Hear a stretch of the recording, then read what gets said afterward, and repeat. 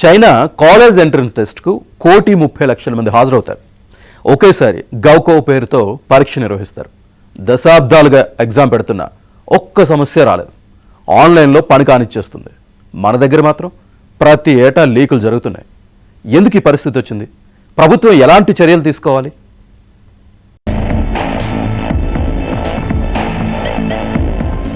NEET UG పరీక్షను రద్దు చేసి మళ్లీ నిర్వహించాల్సిన పరిస్థితి రావడంతో మొత్తం విద్యా వ్యవస్థ పరీక్షల విధానంపైనే అనుమానాలు తలెత్తుతున్నాయి. విద్యార్థుల్లో తీవ్ర ఆగ్రహవేశాలు వ్యక్తమయ్యాయి. అవి తీవ్ర నిరసనల రూపం దాల్చి చివరికి కేంద్ర విద్యాశాఖ మంత్రి ధర్మేంద్ర ప్రధాన్ రాజీనామాకు దారితీశాయి.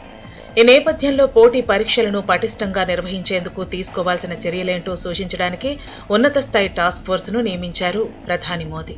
నందన్ నీలేఖని నేతృత్వంలోని ఈ టాస్క్ ఫోర్స్ పరీక్షల విశ్వసనీయతను, వ్యవస్థలో పారదర్శకతను పెంచడంపై దృష్టి పెడుతోంది. కాలం చెల్లిన లోపభూయిష్టమైన ఆఫ్లైన్ పరీక్ష విధానం వల్లే ప్రశ్నాపత్రాల లీకేజీలను అరికట్టలేకపోతున్నామని, ఆన్లైన్ పద్ధతికి మారితేనే సమస్య పరిష్కారం అవుతుందని నిపుణులు చెబుతున్నారు. ఇస్రో మాజీ చైర్మన్ కె రాధాకృష్ణన్ సారథ్యంలో 2 ఏళ్ల కిందట ఏర్పాటైన కమిటీ కూడా ఈ కోణంలోనే విశేష సూచనలెన్నో చేసింది. వాటిని ప్రభుత్వం పరిగణలోకి తీసుకోలేదు.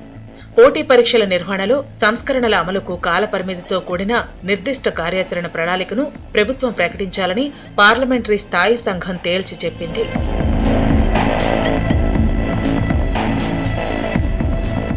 పరీక్షలనేవి విద్యార్థుల జ్ఞానాన్ని, నైపుణ్యాలను పరీక్షించేవిగా ఉండాలి.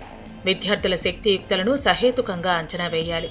అందరినీ ఒకే ఘాటన కట్టేసి ఏడాదికోసారి పెట్టే పరీక్షల్లో వచ్చే మార్కులను బట్టి ఎంపిక చేసే పద్ధతి అనారోగ్యకరమైన పోటీని సృష్టిస్తుంది. దీంతో పిల్లలకు ఎలిమెంటరీ స్కూల్ నుంచే ఐఐటి కోచింగ్స్ అంటూ దోపిడీ చేస్తున్నారు. కోచింగ్ కేంద్రాలకు లక్షలు దారబోయాల్సిన పరిస్థితి తలెత్తింది. జాతీయ విద్యా విధానం, యశ్పాల్ కమిటీ, కొఠారి కమిషన్ వంటివి సిఫార్సు చేసినట్టుగా వార్షిక పరీక్షల భారాన్ని తగ్గించి నిరంతర సమగ్ర మూల్యాంకనంతో విద్యార్థుల ప్రతిభా పాఠవాలను గణిస్తేనే దీర్ఘకాలంలో భారతావనికి మేలు జరుగుతుంది. దానికి బదులుగా జ్ఞాపక శక్తిని పరీక్షించే రోడ్డు కొట్టుడు పరీక్షలకు మంగళం పాడాలంటున్నారు విద్యావేత్తలు. లీకేజీ, పేపర్లు లీకేజీ కావటం ఇదే మొదటిసారి కాదు, ఇదే చివరిసారి కాదు. అనేక సందర్భాల్లో జరుగుతుంది. సరే, టాస్క్ ఫోర్స్ ఏమి రికమెండేషన్స్ చేస్తుంది, ఏమి సిఫార్సు చేస్తుంది అనేది ఒక అంశం. చాలా మంది చెప్తుంది ఏంటంటే, ఈ పరీక్షల్ని అంటే నీట్ లాంటి పరీక్షల్ని ఆన్లైన్లో మారిస్తే ఈ లీకేజీలు తగ్గిపోతాయి అంటున్నారు. కానీ ఆన్లైన్లో కూడా పేపర్ లీక్ అయినటువంటి సందర్భాలు. ఆన్లైన్లో ఇంకో సమస్య కూడా ఉంది. ఆన్లైన్లో ఒకే రోజున పరీక్ష జరగదు. దేశవ్యాప్తంగా 10-15 రోజులు జరగాల్సి ఉంటుంది. దీని ఫలితంగా భిన్నమైన ప్రశ్నాపత్రాలు వస్తాయి. ఒక రోజు వచ్చిన ప్రశ్నాపత్రం ఇంకో రోజు రాదు. దీనివల్ల విద్యార్థులు మరికొన్ని డిఫికల్టీస్ అంటే కష్టాలు ఎదుర్కొనేటటువంటి పరిస్థితి. అందుకని ఈ కమిటీ ఖచ్చితంగా Union Public Service Commission civil services exam, preliminary ఎగ్జామ్ని ఇప్పటికీ ఆఫ్లైన్లో నిర్వహిస్తూ ఉంది. క్వశ్చన్ పేపర్తో నిర్వహిస్తూ ఉంది. గత 20-25 ఏళ్లుగా ఎప్పుడూ కూడా ఆ పేపర్ లీక్ అవటం అనేది మన దృష్టికి రాలేదు. కాబట్టి యూపీఎస్సీ ఆ పరీక్షల్ని ఎలా నిర్వహిస్తుంది అనేటటువంటి అధ్యయనం ఈ కమిటీ ఒకటి చేయాల్సినటువంటి అవసరం ఉంది. అవసరమైతే బహిష్కరణ కూడా చేయాలి. సంఘ బహిష్కరణ చేసేటటువంటి పరిస్థితి ఉండాలి. ఇది రెండో అంశం. మూడో ముఖ్యమైనటువంటి అంశం ఏంటంటే వికేంద్రీకరణ. అంటే వాస్తవంగా మనందరికీ తెలుసు, ఎంబీబీఎస్ సీట్లు ఇవ్వడానికి గతంలో రాష్ట్ర స్థాయిలో ఎంసెట్ ఎగ్జామ్ జరిగింది. అంతర్గత పరీక్షలకు ప్రాధాన్యం ఇవ్వటం, ప్రతి దశలోనూ సునిశిత పర్యవేక్షణకు పట్టం కట్టడం తదితర విస్పష్ట సూచనలను ఆ సంఘం అందించింది. ఇలాంటి వాటన్నిటినీ పరిగణలోకి తీసుకుంటూ విద్యార్థులను అంతులేని ఒత్తిడికి గురిచేస్తున్న పాత పద్ధతులకు వేడ్కోలు పలకాల్సిన అవసరం ఉంది. వివిధ కోర్సుల్లో ప్రవేశాల కోసం, ప్రభుత్వ ఉద్యోగాల కోసం ఏటా 3 కోట్ల మందికి పైగా ఆయా పరీక్షలకు హాజరవుతూ ఉంటారని అంచనా. వాటిలో ఏ మాత్రం అవకతవకలు చోటు చేసుకున్నా అన్ని కుటుంబాలపై ప్రతికూల ప్రభావం పడుతుంది. అందుకే పరీక్షల నిర్వహణకు పర్మనెంట్ ఇన్ఫ్రాను కల్పించాల్సిన అవసరం ఉందంటున్నారు విశ్లేషకులు. నీట్పై ఇస్రో మాజీ చైర్మన్ రాధాకృష్ణన్ కమిటీ ఇచ్చిన నివేదిక కార్యరూపం దాల్చకపోవటమే ప్రధాన సమస్య. కోచింగ్ సెంటర్ల వ్యాపారం లక్షల కోట్లకు చేరుకుంది. నీట్ పరీక్ష కోసమే దేశంలో 1,00,000 కోట్ల కోచింగ్ వ్యాపారం జరుగుతోంది. పరీక్ష పెన్ను పేపర్ పద్ధతి నుంచి ఆన్లైన్లోకి మారాలనేది ఆ కమిటీ చేసిన ప్రధాన సిఫార్సు. పెన్ను పేపర్ పద్ధతిలో పరీక్షా పత్రం రూపకల్పన, ప్రింటింగ్, ప్యాకింగ్, రవాణా, నిల్వ, పంపిణీ ఇలా అనేక రకాలుగా అనేక చోట్ల లీకేజీ పాయింట్లున్నాయి. ఈ వ్యవస్థ 25 ఏళ్ల క్రితం పెట్టింది. ఇప్పుడు చాలా ఆన్లైన్ పద్ధతులు వచ్చాయి. ఇందులోనూ సమస్యలు ఉంటాయి, కానీ వాటిని అర్థం చేసుకుని పరిష్కరించుకునే సామర్థ్యం మనకుంది. అన్ని అంశాలను పరిశీలించి ఆన్లైన్ పద్ధతిని అనుసరించాలన్నది కమిటీ సిఫారసుల సారాంశం. నీట్ విషయంలో కొంత కాల వ్యవధిలో ఆన్లైన్లోకి మారాలని కమిటీ సూచించింది. దాన్ని అమల్లోకి తీసుకురాకపోవడమే సమస్య. పెన్ను పేపర్ పద్ధతి కావాలని ఆరోగ్య శాఖ కోరుతూ ఉండగా ఆన్లైన్ విధానంలోకి మారాలని ఎన్టీఏ భావిస్తోంది. 2 విభాగాల మధ్య సమన్వయం కుదరలేదు, స్పష్టత రాలేదు. వ్యక్తి వికాసం అంటాం మనం.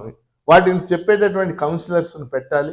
విద్యార్థులకి నిరంతరం ఆత్మధైర్యాన్ని కలిగించే విధంగా చేస్తే ఈ ఆత్మహత్యలు కొంతమేరకు తగ్గడానికి అవకాశం. అంటే మనం స్పష్టంగా చెప్పదలుచుకుంది ఏంటంటే, ప్రభుత్వం చాలా స్పష్టంగా పరీక్షలు ఎవరైతే ఈ పేపర్ లీకేజీకి కారణాలు అయ్యారో, ఎటువంటి రాజకీయ ఒత్తిళ్లు ఉన్నప్పటికీ వాళ్ళని కఠినంగా శిక్షించాలి. అందులో ఎలాంటి ఎందుకంటే పేపర్ లీకేజీ దేశవ్యాప్తంగా ఉన్న సెంటర్లో జరగలేదు. నీట్ పేపర్లు ఎక్కడైతే తయారవుతున్నాయో ఆ ప్రొఫెసర్స్ లెవెల్లోనే ఇప్పుడు మనం నేషనల్ టెస్టింగ్ ఏజెన్సీ అంటే ప్రభుత్వంపై కోచింగ్ సంస్థల ప్రభావం ఎక్కువగా ఉంది. వారంతా ఒకే పరీక్ష పెట్టాలని ఒత్తిడి తెస్తున్నారు. కోచింగ్ సంస్థలకు బట్టి పట్టించడం తప్ప వేరే ఆలోచన లేదు. వారికి కావాల్సింది సీట్లు మాత్రమే. ఇలాంటి పరిస్థితుల నుంచి బయటపడితే తప్ప నీట్కు పరిష్కారం లభించదు. పెన్ను పేపర్ ద్వారా నిర్వహించే పరీక్షల్లో 12 చోట్ల లీక్ అయ్యే ఛాన్స్ ఉంది.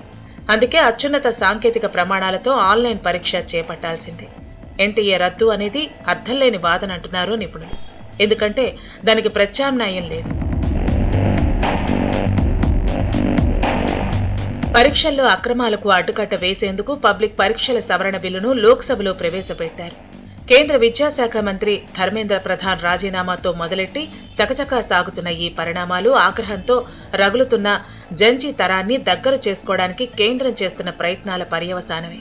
నీట్ పేపర్ లీక్ అయిందని, మరోసారి ఆ పరీక్ష నిర్వహణ తప్పదని తేలిన వెంటనే ఇంతే వేగంగా స్పందించి ఉంటే బహుశా ఈ స్థాయిలో ఆందోళన జరుగుండేది కాదు. ఎన్నో ఏళ్లుగా ఈ లీకులు వినపడుతూనే ఉన్నాయి, కానీ వ్యవస్థల్లో కదలిక లేదు. 2024 నీట్ ప్రశ్నాపత్రం లీక్ తర్వాత మాత్రం ఇస్రో మాజీ చైర్మన్ డాక్టర్ కె రాధాకృష్ణన్ నేతృత్వంలో ఒక కమిటీ ఏర్పాటైంది. అది ఇచ్చిన నివేదిక అతిగతి ఏవైందో తెలియదు. ఇప్పుడు మరో కమిటీ వేశారు. అయితే ఈసారి ప్రభుత్వం చాలా సీరియస్ గా ఉంది.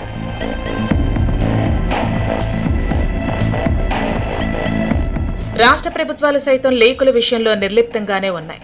జంతర్ మంతర్ ఉద్యమం ఓ పక్క సాగుతూ ఉండగానే పంజాబ్లో ఫార్మసీ రిక్రూట్మెంట్ పరీక్షల అక్రమాలు బయటపడ్డాయి. విద్యార్థుల భవిష్యత్తును దృష్టిలో పెట్టుకుని కేంద్రం ఇకపై అవసరమైన చర్యలు నిరంతరం తీసుకుంటూనే ఉంటుందని ప్రధాని చెప్పటం చూస్తే ఇకపై భారీ మార్పులే ఉండే అవకాశం ఉంది. గోకౌ పేరుతో China national college entrance examination పెడుతోంది. 1952 నుంచి ఈ పరీక్ష పెడుతున్నా ఏటా 1,30,00,000 మంది పరీక్ష రాస్తున్నా ఎలాంటి లీకులు జరగవు. అంత పకడ్బందీగా అక్కడ పరీక్ష నిర్వహిస్తున్నారు. ఇదే తరహాలో నీట్, ఐఐటీ ఎంట్రన్స్ టెస్టులు పెట్టాలని విద్యార్థులు కోరుతున్నారు.